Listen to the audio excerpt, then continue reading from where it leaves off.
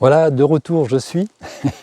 Je vous présente toujours les digitales qui sont derrière moi là, juste pour vous dire, si je prends 40 grammes de feuilles ou de fleurs fraîches, je n'existe plus. C'est la limite, hein, il ne faut pas commencer à consommer des fleurs comme ça. C'est juste, ça montre un peu les dangers. On sait tous qu'il y a des plantes toxiques. Elles sont très belles, mais voilà, elles sont radicales, même si elles s'appellent digitales. Voilà, donc je continue sur cette série autour du diable et de Satan. Alors, Satan partout ou nulle part. Il se trouvera toujours des personnes qui croient ou non en l'existence du diable, qui le verront à chaque coin de rue ou qui ne le calculeront même pas en rêve. Je vous parle souvent de la force d'un récit, d'une histoire, d'un film qui va nous marquer notre psyché, qui va construire en nous une représentation du monde.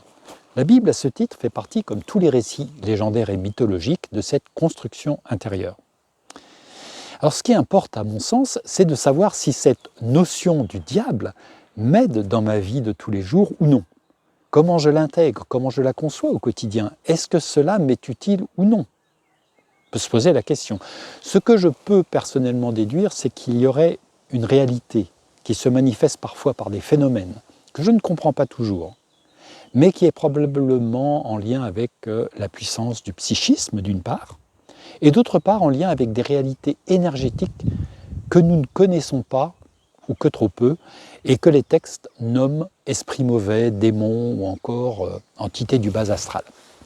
Comme souvent, autour du diable, il y a deux extrêmes qui me semblent plutôt dangereuses. C'est de penser que cela n'existe pas et de pouvoir être surpris, piégé par une pratique qui nous semble anodine. Cela peut être par exemple le cas pour certaines personnes qui consulteront pour de la voyance, pratiqueront l'occultisme ou le spiritisme, et qui après cela pourront être affectés de différents troubles. Ça arrive. Et il y aura l'autre extrême, celle de voir le diable et des mauvais esprits partout, pour se rassurer avec une grille de lecture un peu manichéenne et trop simpliste. La voie du milieu, comme bien souvent, me semble préférable, mais réclame une certaine exigence. Le milieu n'étant pas la tiédeur, mais représente la prise en considération de ce que nous disent les textes sacrés et de ce que, à la lumière de la prière et du Saint-Esprit, nous pouvons dégager comme vérité du moment, c'est-à-dire pour une culture ou pour une société donnée. L'exercice n'est pas facile du tout, mais il est possible dès lors que j'observe trois choses. Premièrement, prier. Deuxièmement, observer ce qu'en dit Jésus dans la Bible, pour ma part. Et troisièmement, échanger sur le sujet avec d'autres pour s'ouvrir mutuellement à une compréhension plus large. Satan, c'est aussi pour certaines personnes des manifestations effrayantes par le biais des pensées, des voix intérieures, des forces qui nous déstabilisent, même physiquement.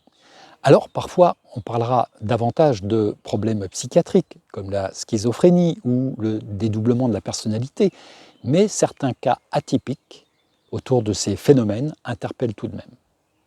Certaines personnes peuvent encore expérimenter des situations où ils vont voir des objets voler à travers la pièce. Ce qui est effrayant, certes. Le constat est que cela semble exister, en tout cas dans l'espace-temps de la personne qui en est témoin. Tout cela peut toucher au paranormal, peut-être, ou à des phénomènes que nous n'avons pas encore suffisamment appréhendés. Il arrive que ces forces qui sont en présence ne viennent pas de nous. Elles peuvent être mal intentionnées et elles opèrent à travers nous sans notre consentement, dans le but de nous utiliser, de nous effrayer ou nous manipuler. Le but étant de nuire à notre équilibre psychique, ça c'est sûr. Nous observons aussi que ces forces mal identifiées peuvent agir sur certains équipements numériques. Nombreuses sont les personnes qui ont pu constater des affichages complètement hallucinants, vraiment inexplicables et répétitifs sur leur écran de téléphone par exemple.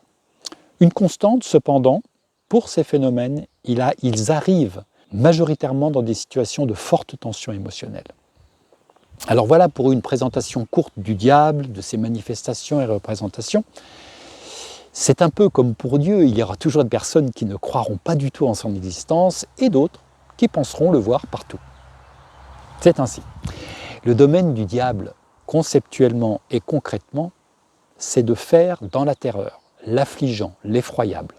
Face à lui, il est vrai que nous sommes plus ou moins vulnérables. Cela en fonction de notre histoire et de notre sensibilité. Mais tout cela n'est, heureusement, que passager dans la mesure où nous y faisons face avec les bonnes armes. Si jamais vous vous sentiez menacé, terriblement affligé ou en malaise face à ces forces obscures et mal définies, lisez les Écritures saintes et toutes les promesses et protections qui sont là pour vous.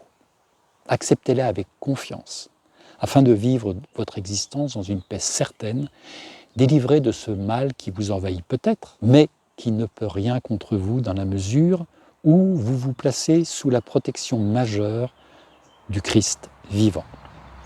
Soyez confiants et sereins, confiantes et sereines dans l'avenir.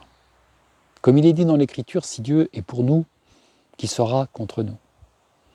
Faites donc pleinement confiance à Dieu et résistez au diable et il fuira loin de vous, nous dit Jacques dans son chapitre 4. Et si tout est trop difficile à gérer, malgré vos prières et les échanges que vous avez avec d'autres personnes, n'hésitez pas à consulter un professionnel de la relation d'aide, sur le plan psychologique, spirituel, pour vous aider à y voir plus clair. Quoi qu'il en soit, les promesses du Christ et de l'Écriture sainte sont précieuses et conduisent tous ceux qui l'acceptent à l'équilibre et à la paix. C'est tout ce que je sais, mais ça je le sais. Voilà, je vous dis à bientôt.